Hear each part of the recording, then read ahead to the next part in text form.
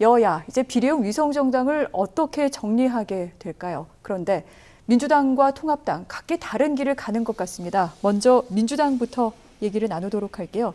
시민당과의 합당에 대한 입장에 대해 민주당은 경제위기 극복 등의 명령을 따르기 위해 시민당과의 합당을 추진하겠다 이렇게 밝혔습니다. 물론 말이야 내세우기 마련입니다만 일단 합당하는 게 맞겠죠?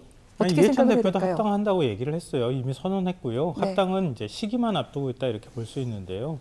일단 지금 20대 국회가 아직 끝나지도 않은 상황이잖아요. 네. 그리고 지금 원내대표가 또 선출이 되어야 합니다.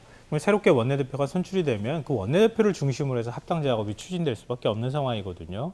그러니까 민주당이 5월 7일 원내대표를 선출하면 그 다음에 합당 작업을 추진할 것이다 이렇게 보이고요. 그리고 또 정당법상 합당을 하려고 하면은 수행기구를 별도로 만들어야 돼요. 그러니까 그런 절차들을 밟아나가는 과정이나 시간들이 필요하거든요. 그래서 한 5월 중순경쯤에 제가 볼 때는 합당 작업을 하지 않을까 이렇게 생각을 합니다.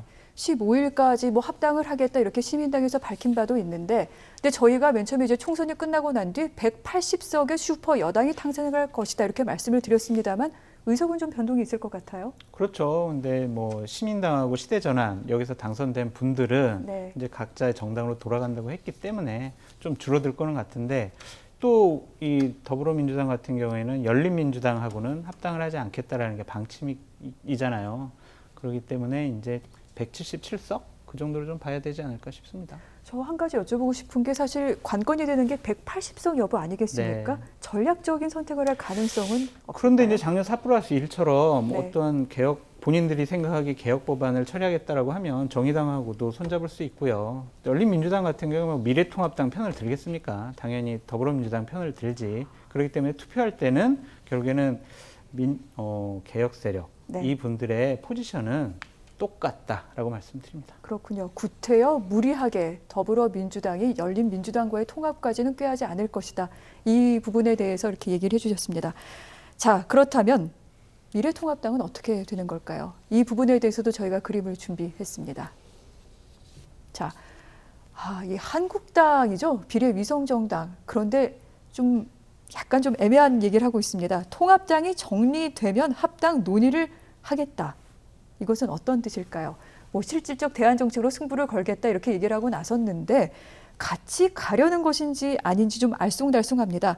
이러다 보니 이해찬 민주당 대표가 꼼수 위성교섭단체가 21대 국회를 파행을 만들까 우려가 된다 이렇게 얘기를 했어요. 그러면서 특단의 대응을 하겠다. 그럴 경우에는 이렇게까지 얘기를 했습니다. 자, 이건 소장님부터 먼저 좀 질문을 드릴게요.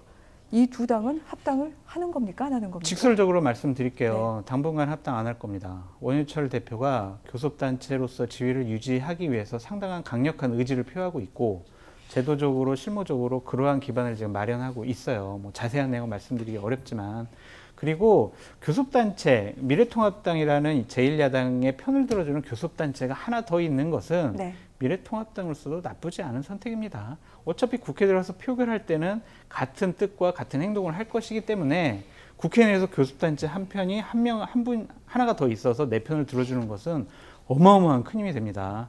그렇기 때문에 저는 당분간은 합당하지 않고 별도의 교섭단체 체제를 유지할 것이다 라고 전망해 봅니다. 보기에는 어떨까 하는 생각이 듭니다. 국민들 입장에서는 사실 좀 솔직하게 합치려면 합치고 말려면 말아라 라는 얘기가 나올 것도 같은데요. 합치면 합치고 말리면 말아라가 아니라 원래 그렇죠. 합치겠다고 말을 한 거죠. 맞죠. 이미 선거기간 동안에 합치는 당으로 만들었던 거 아닙니까? 그래서 미래한국당 당대표를 막 바꿔치우는, 갈아치우는 이런 일들도 발생했잖아요. 그러니까 정치가 현실이라는 얘기는 하긴 하지만 그래도 지금 총선 끝나고 난 다음에 며칠도 지나지 않았는데 우리 이제 원내대표, 그러니까 비례 위성정당을 교섭단체로도 만들겠습니다라고 하면 국민의 시선이 그렇게 곱지는 않을 거라고 생각해요. 말씀하셨던 것처럼 정치 현실상 민주당 대 지금 싸워야 할 정당, 그 원내 교섭단체들끼리 얘기를 하자면 통합당하고 한국당 두 당하고 민주당이 협상해야 되는 상황이 오기 때문에 민주당 입장으로서는 버거울 수도 있어요. 그러니까 그 부분을 아마 노릴 수는 있을 것 같지만 그렇다 하더라도 정치 도의상으로는 맞지 않다.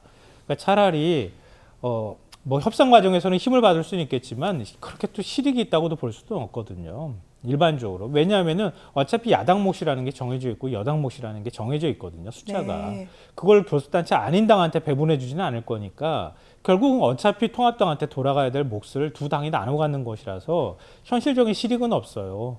근데 협상 과정에 있어서 힘을 받는 측면만 생각한다고 하면 차라리 뭐 민주당이 어떻게 하는지를 태도를 보고 결정하겠다고 하는 마음도 있겠지만 민주당이 원래 시민당을 하고 통합하겠다고 하는 뜻을 밝히고 실제로 실행에 옮긴다고 하면은 뭐 정치 도의상이든 아니면 현실적인 실익의 측면에서도 통합당하고 한국당하고 합치는 게 맞지 않을까 생각합니다. 이같이 정치 구도적인 어떤 그 통합당과 한국당의 존재는 어떻게 보면은 보수의 혁신과 쇄신을 원하는 입장에서는 좀 역시 꼼수가 지속되는구나 이런 인상을 주게도 되지 않을까요? 당연히 꼼수죠. 꼼수고 국민의 뜻에 어긋나는 행동은 맞아요. 네. 근데 하지만 우리 평론가님이 정치는 도의를 지켜야 된다고 했는데 도의도 중요하지만 실리를 챙기는 것도 상당히 중요합니다. 지금 거의 힘이 없는 야당이 지금 링에 쓰러져가지고 그러기 상태예요. 부축할 수 있는 한 명이 필요하다라고 말씀드려요. 소장님께서는 솔직하게 어떻게 했으면 좋겠다고 보십니까? 저는요 별도의 교섭단체 구성하는 게 맞다고 봐요. 정치적으로 그러면 실리가 되게 많아요. 여러 가지 국회 협상 부분에 있어서. 네. 그렇기 때문에 그냥 무작정 합치는 것보다는 별도 교섭단체가 훨씬 낫다라고 말씀드려요.